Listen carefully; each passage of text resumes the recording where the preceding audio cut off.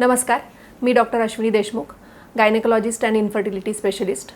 आज आपण या आपल्या व्हिडिओमध्ये ट्रान्सव्हजायनल सोनोग्राफी म्हणजे योनी मार्गातून केली जाणारी इंटरनल सोनोग्राफी जी महिलांच्या वेगवेगळ्या आजारांमध्ये निदान करण्यासाठी खूप महत्त्वाची असते त्याबद्दल चर्चा करणार आहोत. ॲक्च्युली ही ट्रान्सव्हजायनल सोनोग्राफी इंटरनल सोनोग्राफी म्हटलं की बऱ्याच महिलांना खूप टेन्शन येतं आणि ही सोनोग्राफी करण्यासाठी त्या बऱ्याच वेळा तयार होत नाहीत. त्यांच्या मनात भीती असते आणि म्हणूनच ही सोनोग्राफी आज मी तुम्हाला व्यवस्थित समजून सांगणार आहे आणि ही सोनोग्राफी कशी करतात हे सुद्धा मी आज या व्हिडिओमध्ये तुम्हाला दाखवणार आहे की जेणेकरून तुमची याबद्दलची भीती चालली जाईल. आता सगळ्यात महत्त्वाचं म्हणजे बऱ्याच महिलांचा प्रश्न असतो की मॅडम तुम्ही ही सोनोग्राफी पोटावरून नाही करू शकत का, आतूनच का करायची सोनोग्राफी. तर ते मी पहिल्यांदा तुम्हाला सांगते की जेव्हा महिलांचे जे इंटरनल ऑर्गन असतात, जे रिप्रोडक्टिव्ह ऑर्गन असतात, ज्यांना जे की युट्रस झालं, ओव्हरी झालं, फॅलोपियन ट्यूब, ह्या गोष्टी पेल्विक बोनमध्ये असतात आणि जेव्हा आपण पोटावरून त्याची सोनोग्राफी करतो, वरून सोनोग्राफी करतो, तेव्हा हे ऑर्गन्स आपल्याला खूप दुरून दिसतात आणि त्यामुळे त्याच्यातल्या बारीक सारीक गोष्टी अगदी अचूकपणे आपण पाहू शकत नाही.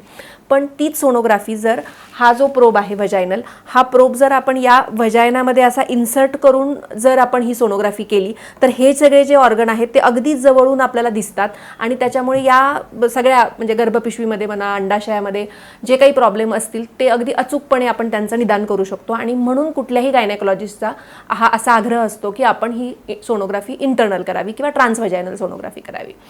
तर आता ट्रान्सव्हजायनल सोनोग्राफी आपण कधी कधी करतो.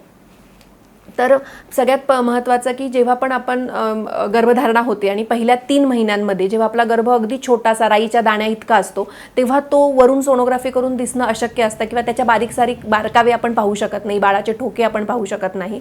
आणि म्हणून त्यावेळेस पहिल्या 3 महिन्यांमध्ये ज्यांना आम्ही डेटिंग स्कॅन म्हणतो की ज्याच्यामध्ये आपण हे बघतो की गर्भ किती दिवसांचा आहे आणि तो कुठे आहे, त्या सोनोग्राफीमध्ये ट्रान्सव्हजायनल सोनोग्राफी त्यावेळेस खूप महत्त्वाची असते. त्यानंतर वंध्यत्वाचं निदान करण्यासाठी गर्भपिशवीमधले वेगवेगळे प्रॉब्लेम आणि अंडाशयातले प्रॉब्लेम बघण्यासाठी सुद्धा ही सोनोग्राफी तुम्हाला तुमचे डॉक्टर सांगू शकतात. आणि त्यानंतर तुम्हाला जर पाळीबद्दलचे काही आजार असतील, पोटात दुखण्याचा आजार असेल आणि ज्यामुळे तुमचे डॉक्टर सस्पेक्ट करत असतील की तुम्हाला गर्भाशयाचा किंवा अंडाशयाचा काही आजार असू शकतो, तर त्यावेळेस सुद्धा तुमचे डॉक्टर हे तुम्हाला या प्रकारची इंटरनल सोनोग्राफी करण्यासाठी सांगू शकतात. तर आता आपण पाहूयात जी इंटरनल सोनोग्राफी ट्रान्सव्हजायनल सोनोग्राफी आहे ती आपले महिलांचे वेगवेगळे आजार समजण्यासाठी कशी उपयोगी ठरते. तर गर्भाशयातलं जे आतलं लायनिंग किंवा अस्तर ज्याला आम्ही एंडोमेट्रियम म्हणतो ते त्याचा थिकनेस किती आहे, त्यानंतर त्याचा रक्तपुरवठा कसा आहे हे आपल्याला या सोनोग्राफीमध्ये खूप व्यवस्थित दिसतं. त्याच्यानंतर गर्भाशयामध्ये काही गाठ आहे का आतल्या अस्तरामध्ये, ज्याला आपण एंडोमेट्रियल पॉलिप म्हणतो, ही गोष्टसुद्धा या सोनोग्राफीमध्ये आपल्याला व्यवस्थित लक्षात येते. गर्भाशयाच्या स्नायूंमध्ये जर काही गाठ असेल ज्याला आम्ही फायब्रॉइड म्हणतो, तर फायब्रॉइडची एक्झॅक्टली साईज काय आहे, पोझिशन काय आहे, मागच्या बाजूला आहे, पुढच्या बाजूला आहे, गर्भाशयाच्या आत आहे की बाहेरच्या बाजूला आहे, हे सगळं डिटेल मॅपिंग ज्याला आपण म्हणतो फायब्रॉइड मॅपिंग करण्यासाठी ट्रान्सव्हजायनल सोनोग्राफी खूप महत्त्वाची असते. आणि या गाठींच्या ऑपरेशनसाठी जाण्याआधी हे सगळं डिटेल त्याचं मॅपिंग करणं खूप गरजेचं असतं आणि म्हणून त्यावेळेस ही TVS सोनोग्राफी आम्हाला खूप मदत करते. त्यानंतर जर का गर्भाशयाचे वेगवेगळे व्यंग जर तुम्हाला काही असतील, जसं की कधी कधी काही लोकांच्या गर्भाशयामध्ये पडदा असतो ज्यामुळे त्यांना रिपीटेड गर्भपात होतात किंवा गर्भ राहण्यासाठी सुद्धा प्रॉब्लेम येऊ शकतो. कधी कधी गर्भाशयाचे वेगळे व्यंग म्हणजे एकाच बाजूचा गर्भाशय डेव्हलप झालेला असतो ज्याला आम्ही युनिकॉर्निएट युट्रस म्हणतो, गर्भाशय छोटा असतो. कधी कधी गर्भाशयाचे 2 भाग एकत्र न येता ते 2 वेगवेगळे असतात ज्याला आम्ही बायकॉर्निएट युट्रस म्हणतो. तर ह्या गोष्टींसाठी सुद्धा खरं तर आधी MRI ही टेस्ट करावी लागायची, पण आता ही ट्रान्सव्हजायनल सोनोग्राफी डेव्हलप झाल्यामुळे बऱ्याच म्हणजे अगदी OPD बेसिसवर आपण ह्या सगळ्या डायग्नोसिस, गर्भाशयाचे वेगवेगळ्या आजारांचं डायग्नोसिस अगदी OPDमध्ये सहजगत्या ह्या इंटरनल सोनोग्राफीद्वारे होऊ शकतं. त्यानंतर आता दुसरा आपला ऑर्गन आहे अंडाशय, ओव्हरी. तो ओव्हरीतली कुठलीही साधी गाठ आणि अगदी कॅन्सरपर्यंतची गाठसुद्धा या सोनोग्राफीद्वारे आपण डायग्नोज करू शकतो. आता वंध्यत्वाच्या निदानामध्ये सुद्धा ही इंटरनल सोनोग्राफी ट्रान्सव्हजायनल सोनोग्राफी खूप महत्त्वाचा भाग आहे. याच्यामध्ये आपण गर्भाशयामध्ये काही आजार आहे का, गर्भाशयाचा अस्तर कसं आहे, गर्भाशयामध्ये काही गाठी आहेत का, पडदा आहे का, हे सगळं पाहू शकतो. आणि त्यानंतर जेव्हा आपण ट्रीटमेंट सुरू करतो त्यावेळेस आपलं अंडा कसं वाढत आहे, म्हणजे फॉलिक्युलर मॉनिटरिंग ज्याला आपण म्हणतो, की पाळीच्या 8व्या दिवशी मग 12व्या दिवशी अंड्याची साईज काय आहे, मग ते फॉलिकल रप्चर होतंय का, अंड फुटतंय का, आणि त्यासोबत गर्भाशयाचं लायनिंगसुद्धा तयार होतंय का, ह्या सगळ्या गोष्टी आपण बारीकरित्या या सोनोग्राफीद्वारे बघू शकतो. आणि त्यामुळे फॉलिक्युलर मॉनिटरिंगसुद्धा इंटरनल सोनोग्राफीद्वारेच केलं जातं.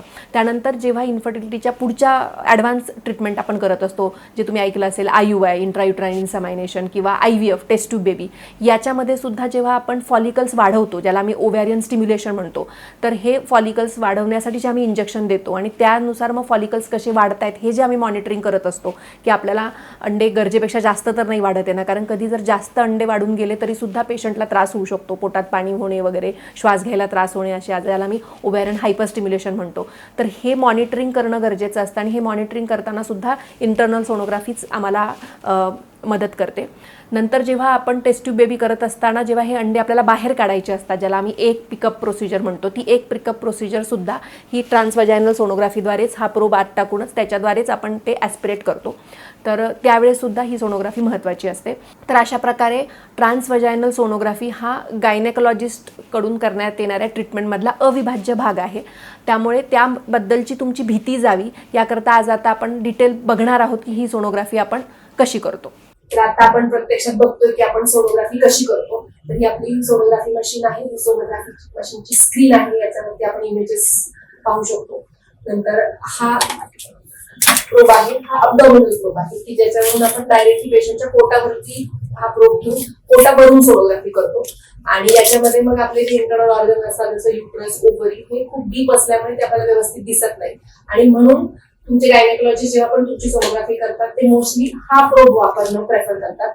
याच्याने आपण इंटरनल सोनोग्राफी करतो किंवा ट्रान्सव्हाजायनल सोनोग्राफी करतो. तर हा प्रोब तुम्हाला दिसतोय की अगदी छोटा आहे. हा प्रोब व्हाजाइनामध्ये तुमच्या इन्सर्ट केला जातो आणि हा इन्सर्ट होत असताना पेन होईल का असं बऱ्याच महिलांना टेन्शन असतं. तर जवळजवळ 95% महिलांना तर याच्यामुळे कधी काही पेन होत नाही, कारण की प्रोब अगदी छोटा असतो. परंतु 5-10% महिलांना ज्यांना ऑलरेडी टेन्शन येत असतं, की त्या घाबरत असतात, आणि त्याच्यामुळे जेव्हा पण आम्ही प्रोब इन्सर्ट करतो तेव्हा जर ते अंग चोरत असतील तर त्यांना थोडासा डिस्कम्फर्ट जाणवू शकतो. अदरवाईज ही सोनोग्राफी एकदम पेनलेस आहे, याच्यामध्ये कुठलाही पेन होण्याची काही शक्यता नसते.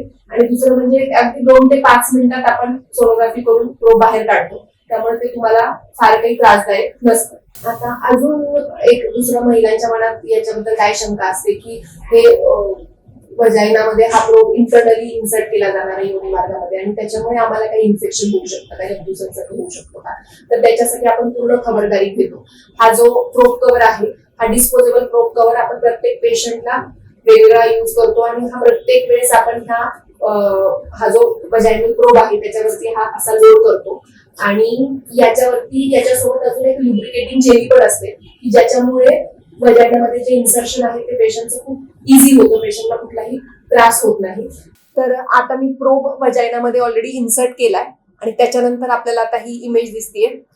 तर तुला काही पेन झालंय का? नाही. हा, तर आता व्हाजाइनामध्ये इन्सर्ट केल्यानंतर आपल्याला काय दिसणं अपेक्षित असतं, तर आता आम्ही पेल्विस मध्ये गेलोय. हे आपल्याला अशा प्रकारे युट्रस, मी जे तुम्हाला सांगितलं की आपण व्हाजाइनामध्ये म्हणजे इंटरनली हा प्रोब टाकल्यामुळे खूप जवळून आपल्याला युट्रस दिसतं.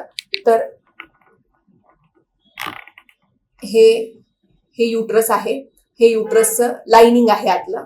त्याच्यानंतर आता ह्या ओव्हरीज आहे, ही राईट साईडची ओव्हरी आहे, त्याच्यामध्ये एक फॉलिकल पण आपल्याला दिसतंय, आणि ही जी दिसते ती लेफ्ट साईडची ओव्हरी आहे. तर अशा प्रकारे इंटरनल सोनोग्राफी केल्यामुळे आपल्याला हे युट्रस, त्याचं आतलं लाइनिंग, त्याच्यानंतर दोन्हीकडच्या ओव्हरीज अगदी जवळून आणि व्यवस्थित बघता येतात, आणि कुठलीही पण पेनफुल प्रोसिजर नाही. अगदी 2 मिनिटात आपण सोनोग्राफी करून बाहेर येतो आणि लगेच आपण प्रोब काढून टाकतो. प्रोब काढतानाही पेशंटला कुठल्या प्रकारचा पेन होत नाही. ठीक आहे, ओके. तू काही त्रास झाला नाही. तर अशा प्रकारे आता आपण सोनोग्राफी झालेली आहे, इंटरनल सोनोग्राफी. अगदी 2 ते 5 मिनिटाची प्रोसिजर आहे, आणि पेशंटनी जर कॉपरेट केलं तर पेशंटला कुठल्याही प्रकारचा पेन याच्यामध्ये होत नाही. आणि मी तुम्हाला आधी सांगितलं तसं की या सोनोग्राफीमध्ये आपल्याला सगळे तुमचे जे प्रॉब्लेम आहेत, गर्भाशयाशी रिलेटेड, अंडाशयाशी रिलेटेड, वंध्यत्वाची कारणं शोधण्यासाठी, पहिल्या 3 महिन्यांमधली गर्भधारणा झाल्यानंतरची सोनोग्राफी, याच्यामध्ये ही सोनोग्राफी खूप महत्त्वाची आहे. म्हणून जर तुमच्या गायनेकोलॉजिस्टनी तुम्हाला ही इंटरनल सोनोग्राफी सांगितली असेल, ज्याला आपण ट्रान्सव्हाजाइनल सोनोग्राफी म्हणतो, तर तुम्ही घाबरून न जाता तुमच्या डॉक्टरांकडून ही तपासणी नक्की करून घ्या. तर मला असं वाटतंय की या सोनोग्राफी बद्दलच्या शंका किंवा याबद्दलची भीती मी तुमची दूर करण्याचा नक्की प्रयत्न केला आहे. हा व्हिडिओ जर तुम्हाला आवडला असेल तर तुम्ही नक्की शेअर करा आणि आमच्या चॅनलला सबस्क्राईब करा. धन्यवाद.